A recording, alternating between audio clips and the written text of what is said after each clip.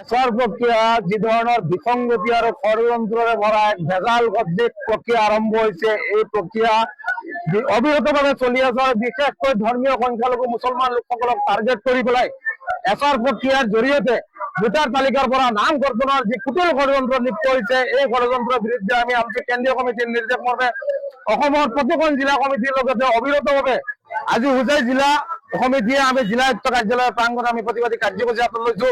আমি স্পষ্টভাৱে কৈছো যে ভুৱা আপত্তি দৰ্শাই বৈধ ভাৰতীয় নাগৰিকসকলৰ ওপৰত যি ধৰণৰ হাৰাশাস্তি কৰা হৈ আছে, এই হাৰাশাস্তিৰ আমি তীব্ৰ বিৰোধ কৰিছো। সমান্তৰালভাৱে পৰিচয়বিহীন একাংশই ভুৱা আপত্তি দৰ্শাইছে, যিসকলৰ পিতৃ মাতৃৰ পৰিচয় নাই, সেই পিতৃ মাতৃৰ পৰিচয় নথকা সকলক আমি জাৰজ সন্তান বুলি কওঁ। আৰু সেই জাৰজ সন্তানবোৰে যি ধৰণে সংখ্যালঘু মুছলমান লোকসকলক হাৰাশাস্তি দি আছে, এই হাৰাশাস্তি আমি তীব্ৰ বিৰোধ কৰিছো। সমান্তৰালভাৱে দেখা গৈছে যে এই চৰকাৰখনৰ বিজেপি চৰকাৰৰ ৰাজ্যিক সভাপতি দিলীপ শইকীয়াৰ নেতৃত্বত অসমৰ বিভিন্ন জিলাই জিলাই এই ভোটাৰ তালিকাৰ পৰা ষড়যন্ত্ৰমূলকভাৱে মুছলমান লোকসকলৰ নাম কৰ্তন কৰা হৈছে। গতিকে এই কাৰ্যকলাপ আমি সহ্য নকৰে।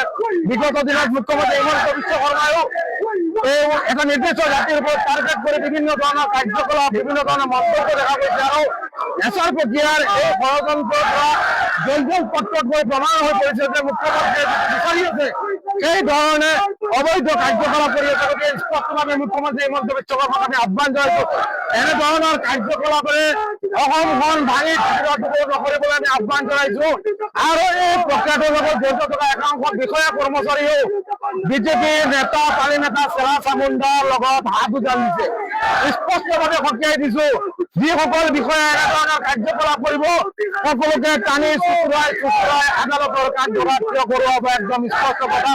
আৰু আমাৰ দাবী হল যে অবৈধ প্ৰকৃত ভাৰতীয় লোকসকলক হাৰাশাস্তি কৰিব নালাগে, সুন্দৰভাৱে বৈধভাৱে এই এছাৰ প্ৰক্ৰিয়াৰ কাম কৰিব লাগে। অন্যথা এনেধৰণৰ বিসংগতিপূৰ্ণ ভেজালপূৰ্ণ ষড়যন্ত্ৰমূলকভাৱে এছাৰৰ যি কাম চলি আছে, এই কামত তীব্ৰভাৱে আমছে বিৰোধিতা কৰিব। আগন্তুক দিনত ইয়াতকৈ ভয়ানকভাৱে প্ৰতিবাদী কাৰ্যসূচী হাতত ল'বলৈ প্ৰস্তুত থাকিম। চব সমগ্ৰ অসমত এছাৰৰ নামত যি ধৰণে মুছলমান ভোটাৰসকলক হাৰাশাস্তি কৰা হৈছে, তেখেতসকলৰ নাম কৰ্তনত যি ষড়যন্ত্ৰ কৰা হৈছে, তাৰ বিৰুদ্ধে তাৰ প্ৰতিবাদত সমগ্ৰ অসমৰ লগতে হোজাই জিলাৰ আমচুৱে আজি শংকৰদেৱ নগৰত ধৰ্ণা কাৰ্যসূচী ৰূপায়ণ কৰি আছে। আপোনালোকে প্ৰত্যক্ষ কৰক, হাজাৰ হাজাৰ মানুহক মাত্ৰ নিশা তেখেতসকলক নটিচ জাৰি কৰা হৈছে আৰু ইয়াত মাতা হৈছে। উপযুক্ত নটিচৰ হেয়াৰিং কৰা বিষয়াসকলে বেয়া ব্যৱহাৰ কৰি আছে, মানুহৰ নথি পত্ৰ পৰীক্ষা কৰা নাই, কেৱল নাম আৰু ফোন নম্বৰ ৰাখি সকলো বিদায় দিয়া হৈছে। গতিকে এই সমগ্ৰ প্ৰক্ৰিয়াটো এক বিসংগতিপূৰ্ণ। এই প্ৰক্ৰিয়া অনতিপলমে বন্ধ কৰিব লাগে আৰু বৈধভাৱে নিৰ্বাচন আয়োগৰ বৈধ নীতি নিয়ম মতে এছাৰ প্ৰক্ৰিয়া চলাব লাগে। এই ধৰণৰ জাননী প্ৰেৰণ কৰা সম্পূৰ্ণৰূপে অবৈধ, অসাংবিধানিক।